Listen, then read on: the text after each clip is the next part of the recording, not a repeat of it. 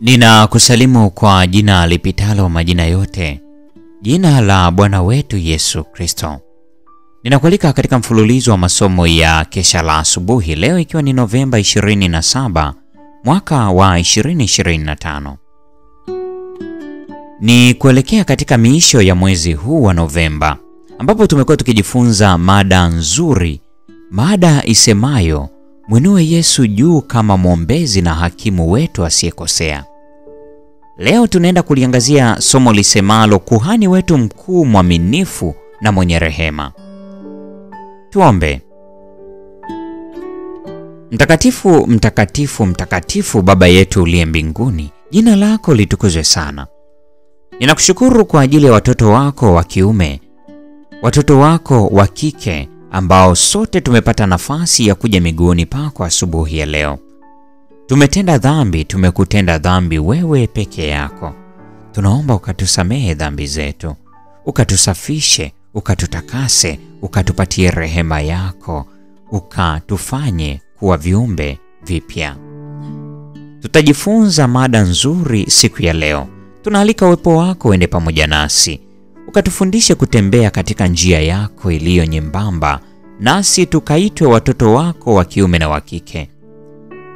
Magonjwa yetu ya kimwili na kiroho tunayaleta miguuni pako. Tusaidie kutua mzigo huu, nasi tutembee tukiwa huru. Ninakushukuru kwa sababu kila ombi la mtoto wako unalisikia. Ninakushukuru kwa sababu kila ombi la mtoto wako utalijibu. Tembea nasi siku ya leo, turehemu, tutakase, ukatubariki. Katika jina la Yesu Kristo tunaomba na kuamini. Amina. Kuhani wetu mkuu mwaminifu na mwenye rehema ni mada iliyojengeka katika kitabu cha Waebrania sura ya 9 ya 12.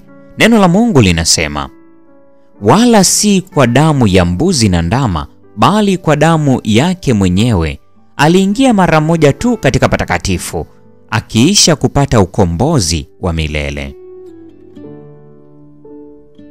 Akiwa kama mbeba dhambi, kuhani na mwakilishi wa mwanadamu mbele za Mungu, aliingia katika maisha ya wanadamu, akachukua mwili na damu yetu. Uhai kwa yule aliye hai ni mkondo muhimu wa damu ambayo ilitolewa kwa ajili ya uhai wa ulimwengu.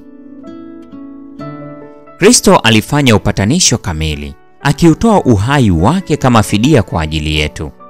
Alizaliwa akiwa hana doa la dhambi, lakini alikuja ulimwenguni kwa jinsi ile ile ya familia ya wanadamu. Hakuwa tu na umbo la kibinadamu, lakini alichukua asili ya mwanadamu na kushiriki katika maisha ya kibinadamu. Yesu Kristo alivua vazi lake la kifalme, taji yake ya kifalme, na kuuvika uungu wake ubinadamu, ili kuwa mbadala na dhamana kwa mwanadamu, ili kwa kufa kibinadamu kupitia kifo chake aweze kumharibu yule aliye na mamlaka juu ya kifo. Asingeweza kufanya hivi akiwa Mungu, lakini kwa kuja kama mwanadamu Kristo aliweza kufa. Kupitia mauti aliishinda mauti. Kifo cha Kristo kilimwangamiza yule ambaye alikuwa na nguvu juu ya kifo na kufungua milango ya kaburi kwa wote wampokeao yeye kama Mwokozi wao binafsi. Kristo alitangaza juu ya kaburi lililokodiwa la Yusufu, mimi ndimi huo ufufuo na uzima. Yeye mkombozi wa ulimwengu alimponda nyoka kichwa na kumnyang'anya uwezo wote wa kumfanya mwanadamu kuhisi uchungu wa nge, maana ameweka bayana uhai na hali ya kutokufa. Malango ya uzima wa milele yamewekwa wazi kwa wote wanaomwamini Yesu Kristo. Kwa kifo chake Yesu amefanya isiwezekane kwa wale wanaomwamini yeye kufa milele. Kristo aliishi na kufa kama mwanadamu ili aweze kuwa Mungu kwa makundi yote mawili, wenye uhai na waliokufa. Alifanya hivyo ili kufanya isiwezekane kwa wanadamu kupoteza uzima wa milele ikiwa watamwamini yeye. Uhai wa wanaume na wanawake una thamani kubwa machoni pa Mungu, kwani Kristo ameununua uhai huo kwa kuuawa badala yao. Hivyo akafanya iwezekane kwetu sisi kufikia hali ya kutokufa. Ndani ya Kristo uungu na ubinadamu viliungana, muumbaji na kiumbe. Asili ya uungu ambaye sheria yake ilikuwa imevunjwa na asili ya Adamu, mvunja sheria, vilikutana ndani ya Yesu, mwana wa Mungu na mwana wa mwanadamu. Na kwa kuwa yeye alilipa gharama ya wokovu kupitia damu yake mwenyewe, akiwa amepitia uzoefu wote wanaopitia mwanadamu, akiwa ameyashinda majaribu alipokuwa mbadala wa mwanadamu, akiwa japo yeye hakuwa na dhambi, amebeba aibu, hatia na mzigo wa dhambi, anakuwa mtetezi wa mwanadamu na mwombezi.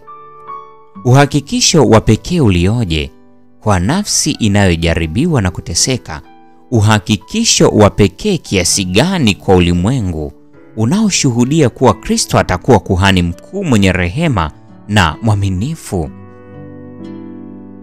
The SDA Bible Commentary, Ellen G. White Comments, gombo la 7, ukurasa wa 925 hadi 926.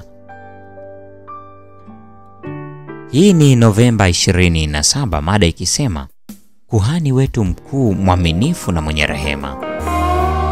Na kwa nukta hiyo, mpendo wa mfuatiliaji wa mfululizo wa masomo haya ya Kesha la Asubuhi, leo tunakuwa tumefikia tamati ya tafakari ya somo hili siku ya leo.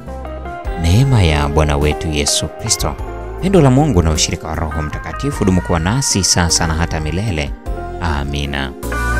Ikiwa tumwamini Bwana, mbona tumejawa na mashaka kwamba hili atatenda kwa mahitaji yetu? Ikiwa tumwamini Bwana, mbona tumejawa na mashaka